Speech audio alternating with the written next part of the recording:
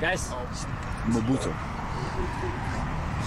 We are here, 5ASIDE on beIN Sports, outside of the beautiful train station in Rabat, Morocco. Yes, sir. But we had some games taking place outside of Rabat, Morocco. A very exciting match just happened with Egypt making an extremely clutch 2-1 comeback against Zimbabwe. Thoughts on that match, y'all?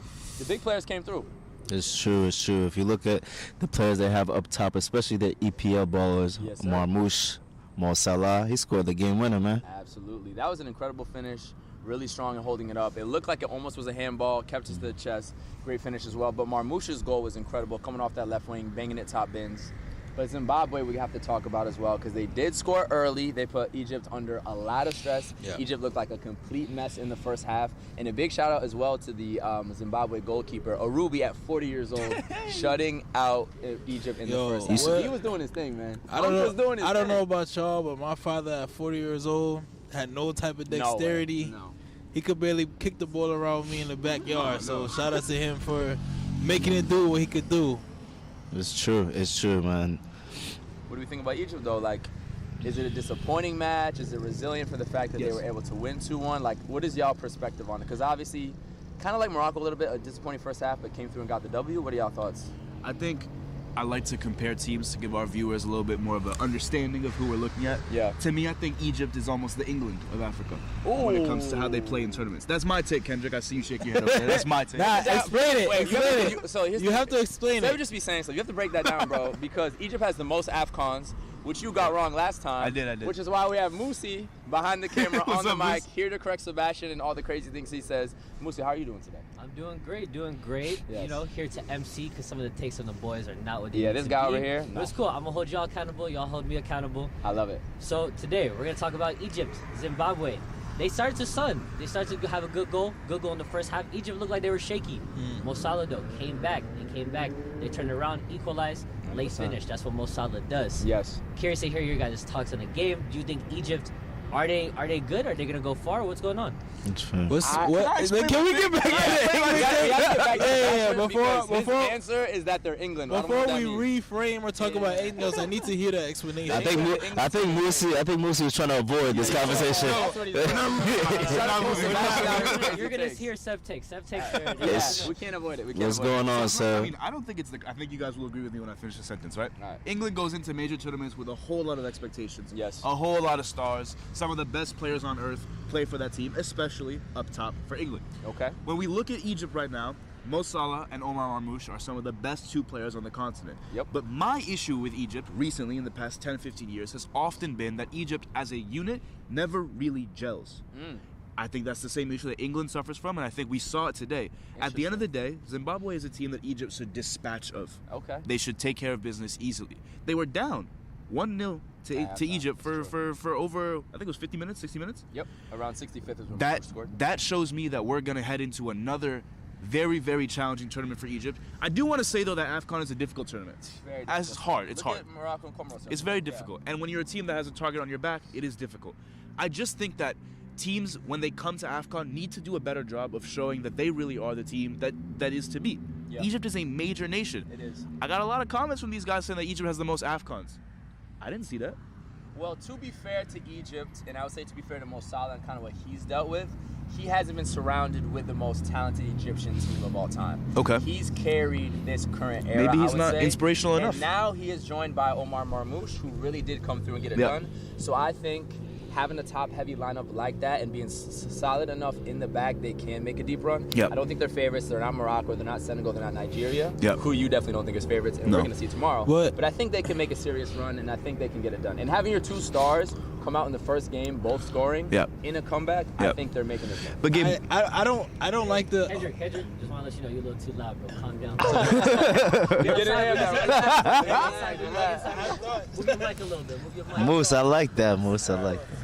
For me, like, I don't think the excuse of like not having a strong surrounding cast Exactly. is ever valid in Ever. sports. Exactly. If you look at LeBron James, on the Cavaliers, he carried that team to their first championship in how many years? I don't know. Yeah, Kyrie. But even if we go back to even if we keep it in soccer, Nigeria is an example of a team that has the names, they have the firepower, but they still don't get results. And so at the end of the day, like, not having a supporting cast shouldn't be an excuse. If you have somebody like a Mo Salah, if you have somebody like a Marmoush, that should be enough. So what I'm not bag saying, some goals and get some wins. It's not that it's not an excuse, but it is part of.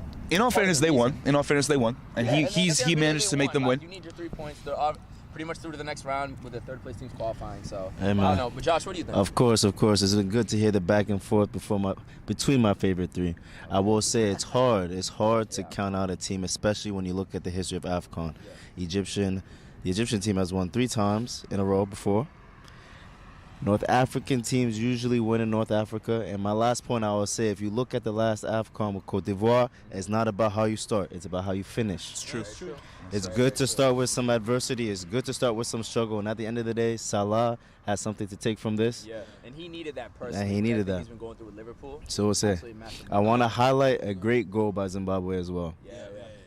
I will say, too, it is, like, we do have to give the teams a little bit of credit. Yeah. A lot of these players literally reported for camp, like, a week ago. It's true. And so they're used to playing for their club teams, wherever they are, all around the world, and having to come back and gel and get results after playing with each other or practicing with each other for, like, 6 to 7 days isn't easy. So I think that's also part of the reason we're seeing a lot of these, like, 2-1s, 1-1, these close results that start out really messy because literally teams just haven't played at this level of competitiveness together in a long time. It's been a low-scoring game. Let's talk about some others. I was going to say, speaking of 2-1, Sebastian, Yep. who you think is going to win AFCON? Absolutely. 1-2-1. I'll let you speak about them. I won't even reveal the name. So today we watched South Africa, Angola. South Africa with a difficult win against a difficult opponent. Yep. A 2-1 win against Angola. Bafana for me, and I'll say this right now, looking straight into the camera, I think South Africa will win AFCON this year. The reason why I think that it's not a hot take. It's not. South Africa. For the users at home, this is a Seb take. Defined as a take that only Sebastian can Yes, come up also with. known as a Sebspiracy, so like a Sebastian conspiracy. Regularity. 100%. So They're a good team, for me, the reason why I think South Africa will win this tournament, and I've been saying this for months now, is because one, it is a team that is in their prime in terms of average age. Okay. When I look at teams that have won major tournaments in the past, and Gabe, I'll use your Spanish nation as an example. When Spain won that World Cup, they were all in their prime in terms of age, an average age of about 27 to 29 years old, in your prime. A team of players that played for the likes of the 2 best teams in the nation, at home, domestically. Real? Spain had Barcelona and Real Madrid. It's true. In South Africa, we have the Mamelodi Sundowns and the Kaizer Chiefs. Right. A lot of the players who play for the South African national team play for those 2 squads. Yep. So what we're looking at is a team that's in their prime, that are playing week in and week out together, now representing a tournament where every single other team is coming together and trying to gel. So to your point, Kendrick, these boys are ready. They're ready to go. And you saw that in the way they played today. So I think it's going to take them very, very far. Yeah. No, they played really well today. I think Angola is also a very tough opponent, and they were able to get the W after Angola equalized as well. Yep. There's some really nice dribbling to see out there, too, from both sides. So it was a very, very enjoyable game. Any thoughts on there, Josh? No, for sure. I mean, it's all about chemistry and comfort. Yeah. You know, South Africa is a team that has won AFCON before in '96 in South Africa. So it's all about chemistry and comfort with them. Yeah, I think South Africa, too, is likely going to have one of the better traveling fan bases here in Morocco. Of course. So I expect it to really turn up as we enter the knockout stages. Obviously, again, if you get a win, you're likely going to go through because of the third place rule. For sure. So I think the Bafana fans are really going to turn up moving forward. I don't know. I think you guys are sleeping. You guys are sleeping on Angola. Angola, they played good. You're right. Right. They looked healthy. They played good. The goal was amazing. Can we talk about the goal? Can we talk about how Angola played today? A lot of people like them. They with the dance, with the style, with the play. How you feel about it? No, they played well today. I love the goal, and I really do love the celebration. And the celebrations here, I think, are what make it AFCON my special. goodness. And it was dope to see that Angola arrived to AFCON doing the dance, and then they scored the goal in the first game and did the dance, which really just shows like the cultural component, and I think brings the joy to people outside of just the sport itself. Now, so Angola did their thing. They did well, played a very tough team, but we'll have to see, man. Playing well doesn't get you 3 points. They're going to need to get a win or at least a draw here. No, I think what I'll say about South Africa versus Angola is that I think it is one of the perfect examples of what African football can look like. Yeah. Those are 2 very distinct African football styles. Angolan football and South African football are very much influenced culturally when it comes to street soccer, when it comes to the way that the sport is expressed by the people of that country. And I think it's one of the few national teams, those 2 national teams are one of the few national teams left on earth that still take the national identity of how football is played in the streets and bring it to the actual national team. So to see South Africa Angola today, I think, was a really beautiful thing to see when it comes to the purity of what football can mean for the people. Well said. One thing we have to tell y'all is that it is cold in Morocco. Brother, it is we cold. flew from New York City, absolutely freezing. It's snowing. It's terrible weather. And you're coming to Africa, you're thinking, and you see palm trees. There's palm trees all around. It was the same thing. It is freezing. Oh. But despite all the bad, the cold is cold. And we didn't even talk about the rain. The weather's not the best, but the goals have been amazing. They have. The goals have been amazing. El Kabi, amazing bicycle. Insane. Start of the tournament. Me and Gabe were watching the game earlier. Yes. What was it? Zambia versus Mali? Yes, sir. That was an amazing equalizer from Zambia to end the game. How do we feel about it? Can this AFCON have the best goals ever? So far, the track record is crazy. Everyone's trying to go for bicycle kicks. Let us know. Yeah, I mean, the fact that it started off with a bicycle kick by the home team in the opener that we all witnessed, and you probably saw the reaction video. And then the game 2, people are already going for bikes. The back heel side scorpion type kick goal that we saw. Yeah, what a goal. What a goal I don't even know from how Angola. to describe it. The goals have been incredible, and people are going for it. People are going for other bikes. We saw that crazy shot that hit the crossbar. Marmouche's today was really nice. Yep. I think the goal catalog coming out of this tournament is going to be legendary. Why do you think people come to AFCON and are more open to try things like that? I think they feel at home. I think it completely changes how they feel compared to some of the restrictions when they're playing European football. Well said. And it just means different connecting with the people of your country than, you're a mercenary with a club, to be honest. You're bouncing around city to city. It's not your nation. It's not even your continent. It's completely different, representing the badge that's always meant everything to you. So I mean, to get a... I feel like even just like the call up in and of itself is like a badge of confidence, right? Like, I'm playing for Angola. Like I am one of the best Angolans to play soccer. It's like, crazy. Literally, I'm going home. You grow up thinking about to it. Right? be a representative of what it looks like to be the top Yeah. player in my country. So it's like there's no other like validation that you need in order to try things, in order to do that dribble that you've been working on in the house that like nobody has seen on your club team yet, but you want to show your friends on your national team. Like, For sure. I can't agree more. But going back to Zambia real quick, when it talks about that honor to play for your nation, to score for your nation, we gotta talk about Sellies. Yes. Zambia. Great goal. We'll go back to that goal. But the Sellies been making moves right now. Selly was incredible. What happened, Gabe? Tell us what happened. So, first off, a beautiful cross off the right wing. Ball is floated in. He beats his defender, staying on side, gets the header, ties it up. Shout out our boy Chanda, who's Zambian, and will be Shout out here Chanda. in Morocco to watch that game against Morocco. Goes for the cartwheel / backwards flip, and he lands on his neck. Aye! But is so joyous of the goal, he just laughs it off and is rolling around, and the whole team comes and joins him. So there's a massive moment, and the fact that like it looked kind of serious is like, did he just snap his neck? But he's laughing through it, and apparently it's completely fine. We'll continue to play from the reports that I've read thus far. That's just AFCON, man. Just the mess of it is beautiful. A lot of people have been comparing it to that collapse that Mbappe had at one time. I don't remember who it was against, but I remember vividly the photo of him landing on his crazy. Because when you take the screenshot of it, it's unbelievable. He's like, I don't know. I mean, at the end of the day, chiropractor as well. it's a human moment. I think it also highlights the adrenaline and the emotion that comes with scoring in such a tournament. Take me out there and I score, I might fall on my neck trying to do something as well. It's mad funny because, like, do you think he planned it? Did he think he was going to score this tournament? Did he know mid-celebration? Was he like, I'm going to go for it? I don't think you plan to break your neck. No, did he plan to score? Okay. I don't know. I misunderstood. I'm not going to lie. You got about, 2.5 seconds to decide which celebration to score. What's funny about it, too, bro, is, like, has he ever done that before? Was this the first time? I would hope so. But when are you going to try it? If you want to try it, you're going to try it. If it was his first time, it makes sense. It also shows how impressive like doing that type of flip actually is. Like, Yeah. Like, At 37 years old, doing flips and flips and flips. Somersaults and never like had an incident like that. Saint Maximin doing all those flips. These players are also gymnasts at the same time. No, the celebration here, we talked about the dancing before. Then you've got the flips going on. People just losing their mind with the coach, the last minute goals, the passion. Like it's just been incredible to witness. But no. And we still haven't seen the. Real quick. Go ahead. I just want to shout out the music in the stadium. Yes.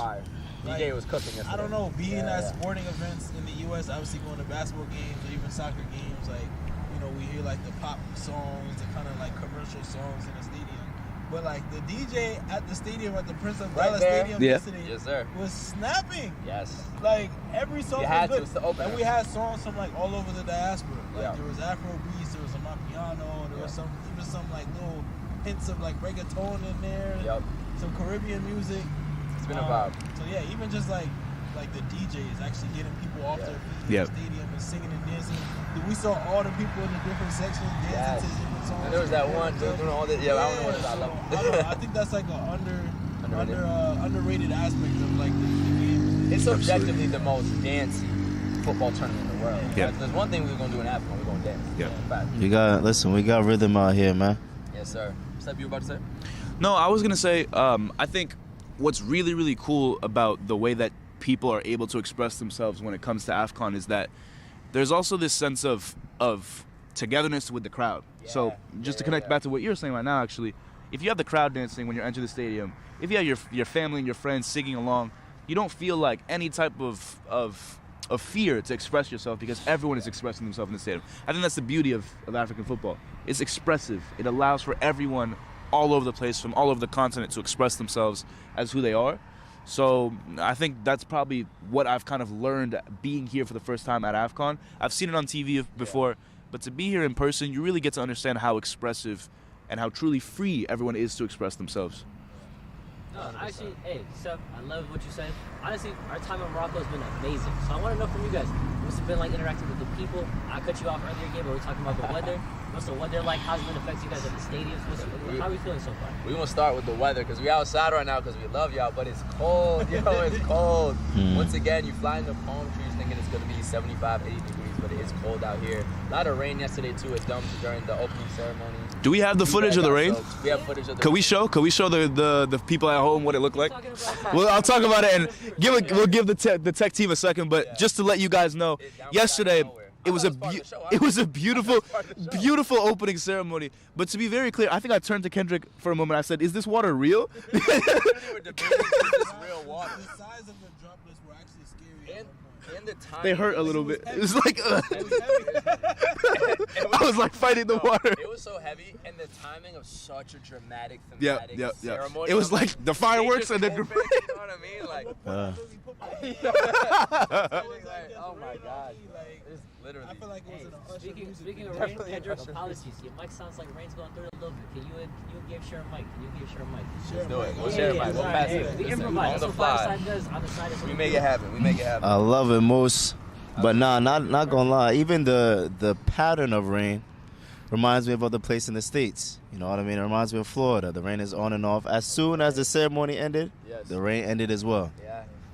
Came back though during the game. Yep. Too. Listen, man. And that's maybe why we've seen. Can we talk about the missed penalties in this tournament? It's 3 now, right? It's 3 in the tournament. Because one in the Morocco game, and then 2 in the Zambia-Mali game. There's 2 in there. Wow. 3 missed penalties. Correct me if I'm wrong. No, you're wrong. 2-1. I'm often wrong. That's why we're here. We're correct. How many do I get? But 2. The first 2 penalties were missed. It's bad. It's bad. It looks bad. They're not good penalties. You know, goals are no goals. We still have a good time. It's no bueno. But even though it's been cold, it's been rainy, the people have been super warm. So we got to talk a little bit about Moroccan hospitality. I think it's just been incredible how much we've been welcomed by everyone since we've gotten here. I mean, since we landed in the country at the Casablanca airport, from our driver who's been with us so far, every interaction with people throughout the stadium and the grocery stores and restaurants. I just think it's a really warm, welcoming people, welcoming culture. Very much so. Listen, even digitally, socially, they've been connections we've made just from the posts, the vlogs. I'll say the first game that we went to against Comoros, first time Morocco has hosted this tournament such a long time, and they're even celebrating with the opposing fans that are coming through. Do they want the other team to win? Obviously not. But listen, it's a family affair. Yeah, for me, one of the best moments for me so far has been us meeting Amen at the restaurant that we stopped into the first time we were here. So we got to the restaurant. Yes. We tried to find one place on the maps. We couldn't find it. So on the way back, we're like, all right, let's just pop into this restaurant real quick. There was like a couple people in there. It seemed like very like family-owned, family-friendly. One of the guys comes up to us, asks us like, hey, what are you guys in the mood for? We got XYZ. He asks us where we're from. We're like, we're from New York. He's like, oh, I just came back from New York. I believe he was studying out there. I'm not entirely sure, but his whole family brought out all types of dishes for us to try. Let us select the ones that we want. And then we ended up leaving there with like 9 or 10 plates. It's open. And leftovers for the next day as well. All the food was delicious. So that's just like one anecdote of the type of welcoming spirit that we received this far. Yeah, I mean, speaking of great people in Morocco, Seth, I don't know if I tell them I just saw drive past. Maybe we could talk about that. No, so I know that the wizard himself, Mr. Hakim Ziyech, is in Morocco because he was at the Nike Toma event. We're sitting here in Rabat in front of the stadium, but specifically in front of the Gar Rabat, the train station where everyone comes to head to the stadium. I saw a caravan of black Mercedeses go by, and I think I saw my good friend Hakim Ziyech coming out the car. So hopefully we see him soon. Maybe tomorrow, maybe some other day. But How much that's can a you wizard. confirm this sighting, Sebastian? 100%. Strike free. 100%. 100%. Let me be very clear with everyone. 100%. Now, I started laughing when you were mentioning that, Moose, because I thought you were mentioning his adversaries in Nigeria. Tomorrow we will be in Fez. Oh, for my Nigeria adversaries. versus Tanzania, excuse me. We went viral in that country due to Sebastian's takes Yeah. in the World Cup qualifying about Nigeria. We're super excited for that matchup, meet some of those people, some of those creators. But Seb, how do you feel I about think Seb needs to explain his take. Yeah, Seb, you have to Yeah, explain. let's get the context. Why does Seb, also all of 5ASIDE, but specifically Seb, All of 5ASIDE. All of 5ASIDE. No. No. No. No. No. No. No. No. No. No. No. No. No. No. No. defend our own, but Seb, talk about your beef with the Nigerian fans. What's going on? So my beef with the Nigerian fans stems from an issue that I have with them kind of wanting to get in places where I don't think they deserve to be. The World Cup, there's a little bit of let's try get in. Even here at AFCON, there was some qualifying issues. But for me, my biggest issue with the Nigerians is this after you lose, you search for new ways and new instances to get into the tournament, to get into the qualification, which I think, personally, is a little bit strange. I also want to say that recently Nigeria tried to file a complaint against, I believe it was the Congo, to say that one of their players was not Congolese. But I think it's funny because that actual complaint came from Cameroon, and then they took the complaint and brought it forward. Anyways, tomorrow, let me give a prediction for tomorrow, since the game's They happening. took it from where? From Cameroon. From my people. When you whisper it, nobody can hear. Okay. Nigeria, Tanzania tomorrow In Fez. in Fez. We will be there. We will be there. My prediction, live on beIN Sports, 1-0 Tanzania. Nigeria losing their first game at AFCON, continuing this very, very difficult run for the Nigerians. And I will be there supporting my friends from Tanzania, wearing my black, my green, my blue, and my yellow very proudly. I'm very. Yes, I actually have. I have a very clear reason. I think you will agree with actually. Did you see the video of Iwobi and Bassi laughing about his missed goal in the Prem a few weeks ago? Yes. And do you remember the joke Iwobi made? What did he say? The ball's already in AFCON. He said the ball is already in AFCON. For me, this kind of relates back to the stuff that Kendrick you've been saying about how the Nigerian team does not take playing with Nigeria seriously. If that's Brazil, if that's Argentina, if that's France, that type of joke is not getting made by any major player on the squad. Oh, my teammate missed the ball. It's gone to a tournament before I have. Your country has not even made the World Cup, and you're joking about how your teammate missing goals in the Premier League has gone to the tournament that you need to play in to redeem your country before you have. I'm curious to see both your perspectives on it. Being African, do you think this is coming more from the British Nigerian players, which gets into the whole diaspora? Josh, what's up? I don't know if I want to take it all the way there. I will say it's it's been cool to see a lot of the inner boys, the Englishmen go back and show out for the country. They've been able to go. They've been able to go to the final last time, which was the first time they were able to play together. Yep. That's me just keeping it. That'd be very English of them. It is very English to get to a final and lose. So, Seb, maybe that should have been your comparison. You know what I mean? Josh, let me know. As a Ghana boy. Of course. Yeah, come on. No, of course. I mean, they're laughing about Ghana not being African. of They're laughing course, at of you course. right now. Bro, What are they you don't laughing have to, about? You don't have World to Cup. remind me. World Cup. Amen. Listen, I got my guy right here next to me. Yes, sir. Cameroon has the most AFCONs in West Africa. West Africa has a lot of depth and competitiveness. Nigeria, they've been to 8 finals. Similar to Ghana, we've been there to 8 finals. You know what I mean? Wish them the best of luck. They could go farther. If they lose, they lose. It won't mind. You know what I mean? But there's the first West Africa versus East Africa battle tomorrow. It's going to be an interesting match. It's important. I want to close off with Seba. Just want to close off with him real quick. Nigerian fans coming up to you. What are you going to do? Standing on business just like I did the other day. Someone tried to press me, grab my arm, press me. No. Qualify for tournaments, win matches, and then come talk. We gotta call him out though. We gotta call him out. Adi takes. Adikas. What's going on, bro? Takes. If we see you at the tournament tomorrow, come say hello. We will see. We got some Word 16s with you. For sure. And we want to hear what you gotta say.